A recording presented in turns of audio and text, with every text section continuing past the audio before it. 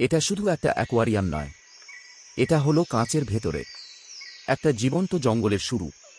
এখানে যে প্রতিটা কাঠের টুকরো দেখা যাচ্ছে, সেগুলো খুব যত্ন করে বসানো হয়েছে একটা স্বাভাবিক প্রবাহ তৈরি করার জন্য। ঠিক যেমন জঙ্গলের নদীর তলায় ভাঙা গাছগুলো পড়ে থাকে, এই হার্ডস্কেপে কোনো সমতা নেই, কোনো সোজা লাইন নেই, কোনো জোর করে বানানো ভারসাম্য নেই, কারণ প্রকৃতি কখনো নিখুঁত হয় না। এই বিন্যাসে গভীরতা তৈরি করা হয়েছে যাতে একটা রহস্য থাকে।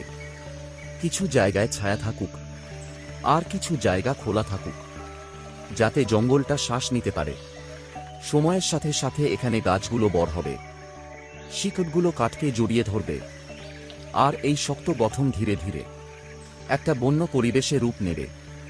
মাছগুলো এখানে শুধু দেখানোর জন্য নয়, ওরাই হবে এই পরিবেশের অংশ। এই হার্ডস্কেপ কেবল শুরু মাত্র, এরপর আসবে আরও পরিবর্তন, আরও বেড়ে ওঠা, আর পুরো জঙ্গল হয়ে ওঠার গল্প।